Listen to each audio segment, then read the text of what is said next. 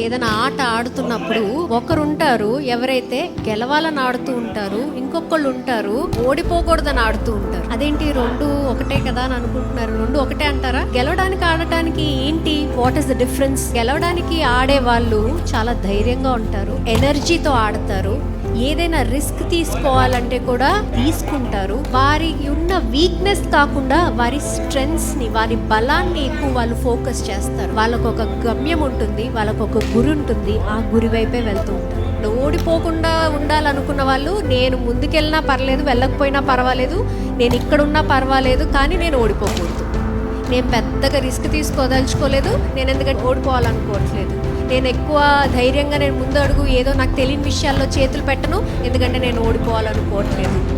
అలాంటి మనస్తత్వం మన జీవితంలో కలిగి ఉన్నామా కూడా ఆలోచించాలి. మీరు గెలవడానికి జీవితంలో ముందుకెళ్తున్నారా, లేకపోతే ఓడిపోకుండా ఉంటానండి చాలు, అదే నాకు సుఖం, పెద్దేమీ నాకు ప్రాబ్లమ్స్ వద్దు అని అనుకుంటున్నారా?